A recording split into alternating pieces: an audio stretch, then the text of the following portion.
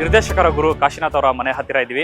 ಅವರ ಲೆಗಸಿನ ಕಂಟಿನ್ಯೂ ಮಾಡಕ್ಕೆ ಈಗ ಅಭಿಮನ್ಯು ಕಾಶಿನಾಥ್ ಅವರು ಬಂದಿದ್ದಾರೆ. ಯಾಕಂದ್ರೆ ಅವರ ಆರಂಭದ ಸಿನಿಮಾದಿಂದ ಬಾಜಿಯಿಂದ ಇಲ್ಲಿ ತನಕ ಸಾಕಷ್ಟು ಸಿನಿಮಾಗಳನ್ನ ವೆರೈಟಿ ಸಿನಿಮಾಗಳನ್ನ ಕೊಡ್ತಾ ಇದ್ದಾರೆ. ಸೊ ಈಗ ಒಂದಷ್ಟು ನೆನಪಿನಲ್ಲಿ ಉಳಿಯುವಂತ ಸಿನಿಮಾಗಳನ್ನ ಕೊಡೋಕೆ ಎಲ್ಲಾ ರೀತಿಯ ಪ್ಲಾನ್ಸ್ ಅನ್ನ ಮಾಡ್ಕೊಂಡಿದ್ದಾರೆ. ಸೊ ಅವರ ನೆಕ್ಸ್ಟ್ ಸಿನಿಮಾಗಳ ಬಗ್ಗೆ, ಅವರ ಜರ್ನಿಯ ಬಗ್ಗೆ, ಅವರ ಮನೆಯ ಬಗ್ಗೆ, ತಂದೆ ಬಗ್ಗೆ ಒಂದಷ್ಟು ಮಾಹಿತಿಯನ್ನ ಕಲೆ ಹಾಕೋಣ. ಕಾಶಿನಾಥ್ ಅವರ ಮನೆಯಲ್ಲಿ ನಾವು, ನಮ್ಮ ಜೊತೆ ಅಭಿಮನ್ಯು ಅವರು. ಬನ್ನಿ.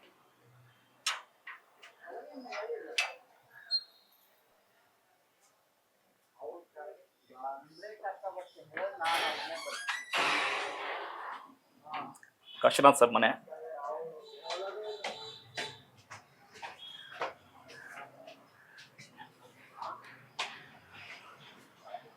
ಒಳಗಡೆ ಬರ್ತಿದ್ದಂಗೆ ಏನೋ ಒಂಥರ vibe. Hi sir. Hi Lokesh ಅವರೇ, ಹೇಗಿದ್ದೀರಿ? ಸರ್ ಚೆನ್ನಾಗಿದ್ದೀನಿ. ಸೊ ಒಳಗಡೆ ಬರ್ತಿದ್ದಂಗೆ ಏನೋ ಒಂಥರ ವೈಬ್. ಯಾಕಂದ್ರೆ ಈ ತರದ ಹಳೆ ಕಟ್ಟಡಗಳಿದೆಯಲ್ಲ, ಅಲ್ಲಿ ಖುಷಿ ಸಿಗೋ ಖುಷಿನೇ ಬೇರೆ. ಒಂಥರ ರಿಲ್ಯಾಕ್ಸ್ ಸೈಡ್. ತುಂಬಾ ದಿನ ಆಗಿತ್ತು ಈ ತರ ಮನೆಗಳು, ಈ ತರದ ಒಂದು ವಾತಾವರಣ ನೋಡಿ. ಸೊ ಮೊದಲಿಗೆ ಅಲ್ಲ ಕೆಳಗಡೆ ಹೇಳ್ಕೊ ಬರ್ತಾ ಇದೆ ನಿರ್ದೇಶಕರ ಗುರು ಕಾಶಿನಾಥ್ ಸರ್ ಬಗ್ಗೆ. ಸೊ ಅವರು ನಿಮ್ಮ ತಂದೆಯವರು, ತಂದೆ ಮಗನ ಕನೆಕ್ಷನ್ ಅಂತ ಇರುತ್ತಲ್ಲ, ತುಂಬಾ ದೊಡ್ಡದಿರುತ್ತೆ. ಸೊ ಈ ಕ್ಷಣದಲ್ಲಿ ತಂದೆನ ನೆನೆಸ್ಕೊಳ್ಳೋದಾದ್ರೆ ಮತ್ತೆ ಈ ನೆನಪುಗಳನ್ನ ಬಿಚ್ಚಿಡೋದಾದ್ರೆ, ಮನೆಯ ನೆನಪುಗಳನ್ನ. ಮನೆ ನೆನಪು ಅಂದ್ರೆ ನಮ್ಮ ತಾತ ಕುಂದಾಪುರದಿಂದ ಫಸ್ಟ್ ಅವರು ಬೆಂಗಳೂರಿಗೆ ಬಂದಾಗ ಪರ್ಚೇಸ್ ಮಾಡ, ಅಂದ್ರೆ ಈ ಹಿಂದೆಡೆ ರೋಡ್ ಅಲ್ಲಿ ಒಂದು ಇದರಲ್ಲಿ ಬಾಡಿಗೆಗಿರ್ತಾರೆ. ಇದೇ ಹಿಂದೆಡೆ ರೋಡ್ ಸೆಕೆಂಡ್ ಹೌಸ್ ಬಾಡಿಗೆಗಿರ್ತಾರೆ. ಸೊ ಅಲ್ಲಿಂದ ನಡೆಯುತ್ತೆ. ಇದೇ ಮುಂದುಗಡೆ ಸರ್ಕಲ್ ಅಲ್ಲಿ ಗಾಯತ್ರಿ ಸ್ಟೋರ್ಸ್ ಅಂತ ಮಾಡ್ತಾರೆ. ನಮ್ಮ ದೊಡ್ಡಪ್ಪ, ನಮ್ಮ ತಾತ, ನಮ್ಮ ಚಿಕ್ಕಪ್ಪಂದ್ರೆಲ್ಲ ಸೇರಿ. ಸೊ ಅಲ್ಲಿ ಚೆನ್ನಾಗ್ ಆಗ್ತಿದ್ದಂಗೆ ಆ ಮನೆ ಏನೋ ಆಗುತ್ತೆ ಅಂತ ಇಲ್ಲಿಗೆ ಬರ್ತಾರೆ. ಈ ಮನೆ ಆಕ್ಚುಲಿ ಆವಾಗ ಬೋರ್ಡಿಂಗ್ ಹೌಸ್ ಮನೆ ಅನ್ಸುತ್ತೆ. ಈ ಮನೆಗ್ ಬಂದು ಬಾಡಿಗೆಗೆ ಬರ್ತಾರೆ. ಸೊ ಬಾಡಿಗೆಗೆ ಬಂದು ಫೈನಲಿ ಆ ಓನರ್ ಬಿಟ್ಟು ಇನ್ನೆಲ್ಲೋ ಹೋಗ್ಬೇಕು ಅಂದಾಗ ಅವ್ರ ಹತ್ರ ಪರ್ಚೇಸ್ ಮಾಡಿ ಮನೆಗೆ ಇಲ್ಲೇ ಮೇಲ್ಗಡೆ ಮನೆ ಕಟ್ಟಿಸ್ತಾರೆ. ಆಯ್ತು, ಒಂದು 50 ವರ್ಷ ಆಯ್ತು.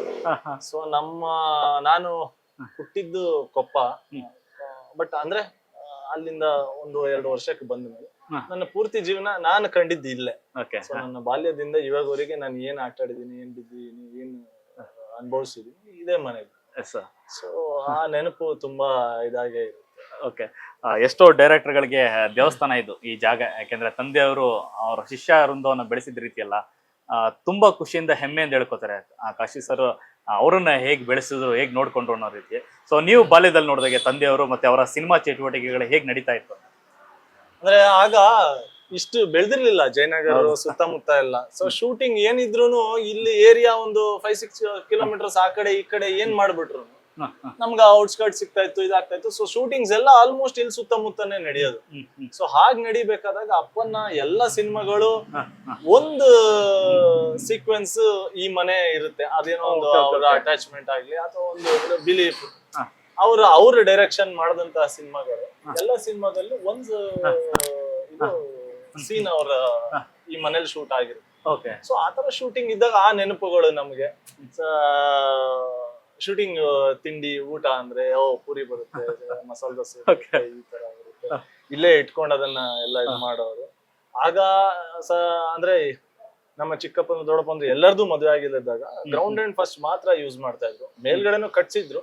ಸೊ ಅಲ್ಲಿ ಸಿನಿಮಾದವರೆಲ್ಲ ಬಂದವರು ಉಳ್ಕೊಂತ ಇದ್ರು. ತುಂಬಾ ಲೇಟ್ ನೈಟ್ ಡಿಸ್ಕಷನ್ಸ್ ಆಗೋಯ್ತು, ಇದಾಗೋಯ್ತು ಅಂದ್ರೆ ಮೇಲ್ಗಡೆ 2 ರೂಮ್.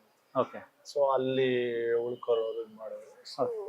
ಆಲ್ಮೋಸ್ಟ್ ಆಫೀಸ್ ಇದೆ, ಉಳ್ಕೊಳಕ್ಕೂ ಇದೆ, ಎಲ್ಲ ಡಿಸ್ಕಷನ್ಸ್ ಇಲ್ಲೇ ನಡೆಯೋದು, ಇಲ್ಲಿ ಆಚೆ ಕಡೆ ನಡೆಯೋದು, ಒಳಗಡೆ ನಡೆಯೋದು.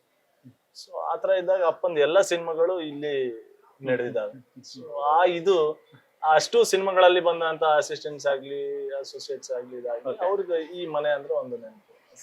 ಮತ್ತೊಂದು ವಿಚಾರ ಹೇಳಿದ್ರಿ, ಅಂದ್ರೆ ಇಡೀ ಮನೆಯಲ್ಲಿ ಅಂದ್ರೆ ಎಲ್ಲ ಅಂದ್ರೆ ಕುಟುಂಬದಲ್ಲಿ ಎಲ್ಲರೂ ಒಟ್ಟಿಗೆ ಜೀವಿಸ್ತಾ ಇದ್ರಿ ಅಂತ ಉಂಟು. ಸೊ ಒಂದು ರೀತಿ ಆತರ ಬಾಂಧವ್ಯ ಇದೆಯಲ್ಲ, ಕುಟುಂಬದವರೆಲ್ಲ ಒಂದೇ ಕಡೆ ಇರಬೇಕು ಅನ್ನೋದು, ಅದು ಖುಷಿಯಾದ ವಿಚಾರ. ಸೊ ಎಷ್ಟು ಜನ ಇದ್ರಿ ಅಂತ ಅಂದ್ರೆ ಅದು ನಮ್ಮ ಅಪ್ಪನ ಅಣ್ಣ ತಮ್ಮಂದ್ರಿಗೆ ತುಂಬಾ ಇದ್ದಿದ್ದು ಒಟ್ಟಿಗೆ ಇರ್ಬೇಕು. ಅಂಡ್ ಅದಕ್ಕಿಂತ ಇದಾಗಿ ನಮ್ಮ ಅಜ್ಜಿ ಮತ್ತೆ ನಮ್ಮ ತಾತ, ನಾವು ಎಸ್ಪೆಷಲಿ ನಮ್ಮ ತಾತನ್ಗಿಂತ ನಮ್ಮ ಅಜ್ಜಿಗೆ ನೀವ್ ಇದು 60 ವರ್ಷದ ಮನೆ ಅಂತ ನೋಡಿದ್ರು ನಮ್ಮ ತಾತ ಆವಾಗ್ಲೇ ಎಷ್ಟು ಫ್ಯೂಚರ್ ಥಿಂಕಿಂಗ್ ಆಗಿದ್ರು ಅಂದ್ರೆ ಎಲ್ಲದಕ್ಕೂ ಮನೆ ಈ ಕಡೆಯಿಂದನೂ ಇಂಟರ್ಲಿಂಕ್ ಈ ಕಡೆಯಿಂದನೂ ಇಂಟರ್ಲಿಂಕ್ ಎಲ್ಲ ಇದೆ and every houses is individual house. ಇದಕ್ಕೊಂದ್ ಬಾತ್ರೂಮ್ ಅಡ್ಗೆ ಮನೆ, ಇದಕ್ಕೊಂದ್ ಬಾತ್ರೂಮ್ ಅಡ್ಗೆ ಮನೆ, ಕೆಳಗಡೆ ಒಂದ್ ಬಾತ್ರೂಮ್, ಮೇಲ್ಗಡೆ ಬಾತ್ರೂಮ್ ಅಡ್ಗೆ ಮನೆ, ಎಲ್ಲದಕ್ಕೂ ಇಂಡಿವಿಜುವಲ್ ಹೌಸ್ ಆವಾಗಲೇ ಮಾಡ್ಬಿಟ್ಟಿದ್ರು. ಬಟ್ ಅಂದ್ರೂನು ಅವ್ರು ಇರೋಷ್ಟು ದಿವಸ ನಾವು ಎಲ್ಲರೂ ಇಲ್ಲಿ ಇರ್ತಾ ಇದ್ವಿ ಅನ್ನೋದು ಬಿಟ್ರೆ ಊಟ ತಿಂಡಿಗೆ ಎಲ್ಲದಕ್ಕೂ ಕೆಳಗೆ ಹೋಗ್ತಾ ಇದ್ವಿ. ನಮ್ ತಂದೆಯ ನಮ್ ತಾತ ಹೋದ್ಮೇಲೆ ನಮ್ಮ ಅಜ್ಜಿ ಹೋದ್ಮೇಲೆ ಆಕ್ಚುಲಿ ನಾವು ಇಲ್ಲಿಲ್ಲೇ ಡಿಫ್ರೆಂಟ್ ಇದಾದ್ವಿ. ಈಗ ಫ್ಯಾಮಿಲಿ ಬೆಳೀತಿದ್ದಂಗೆ, ಮಕ್ಕಳುಗಳ ಮದುವೆ ಆಗ್ತಿದ್ದಂಗೆ ಮನೆ ಚಿಕ್ಕದಾಗಕ್ಕೆ ಸ್ಟಾರ್ಟ್ ಆಯ್ತು. ಸೊ ನಮ್ ದೊಡ್ಡಪ್ಪ ಆಚೆ ಹೋದ್ರು, ಅವ್ರ ಇಂಡಿವಿಜುವಲ್ ಹೌಸ್ ಹೋದ್ರು, ನಮ್ ಇನ್ನೊಬ್ರು ಚಿಕ್ಕಪ್ಪ ಹೋದ್ರು. ಸೊ ಹಿಂಗೆ ಒಬ್ರೊಬ್ರೆ ಇದಾಗ್ತಾ ಇದ್ವಿ. ಮನೇನು ತುಂಬಾ ಓಲ್ಡ್ ಆಯ್ತು. ನೋಡ್ಬೇಕು ಇನ್ನು ಹೆಂಗೆ ಒಬ್ರೊಬ್ರೆ ಇದಾಗಿ ನೆಕ್ಸ್ಟ್ ಏನಾಗುತ್ತೆ. ಎಷ್ಟು ಮನೆಗಳಿದೆ, ಜೊತೆಗೆ ಎಷ್ಟು ಜನ ಮೆಂಬರ್ಸ್ ಇದ್ರ ಅಂತ ಜಾಯಿಂಟ್ ಫ್ಯಾಮಿಲಿ? ಆಕ್ಚುಲಿ ನಾವು ಆವಾಗಿದ್ದಾಗ ಒಂದು 17 to 18 ಮೆಂಬರ್ಸ್ ಇದ್ವಿ. ಈಗ ನಮ್ ದೊಡ್ಡಪ್ಪ ಮತ್ತೆ ನಮ್ಮ ಚಿಕ್ಕಪ್ಪ ಇಲ್ಲ. ಸೊ ಅದು ಬಿಟ್ಟು ಇವಾಗ್ಲೂ ನಾವು ಆಲ್ಮೋಸ್ಟ್ 4, 5, 6, 7 ಆಲ್ಮೋಸ್ಟ್ 12 ವರೆಗೆ ಇದೀವಿ. 11, 12 ಕೆಳಗಡೆ ಎಲ್ಲ ಕಂಪ್ಲೀಟ್ ಮಳಿಗೆಗಳಿಗೆ ಬಾಡಿಗೆ ಬಿಟ್ಟಿರೋದ? ಇಲ್ಲ ಆ ಸೈಡ್ ಅಲ್ಲಿ ಮಾತ್ರ ಇರೋದು. ಕೆಳಗಡೆ ಇದು ಮನೆ. ಕೆಳಗಡೆ ಮನೆ ಇದೆ, ನಮ್ಮ ಇನ್ನೊಬ್ರು ಚಿಕ್ಕಪ್ಪ ಇದಾರೆ, ಮೇಲ್ಗಡೆ ಇನ್ನೊಬ್ರು ಚಿಕ್ಕಪ್ಪ ಇದಾರೆ, ಇಲ್ಲಿ ನಾವಿದೀವಿ. ಸೈಡ್ಸ್ ಜಸ್ಟ್ ಒಂದು 3-4 ಇದು ಮಾತ್ರ ಅಂಗಡಿ ಇದೆ.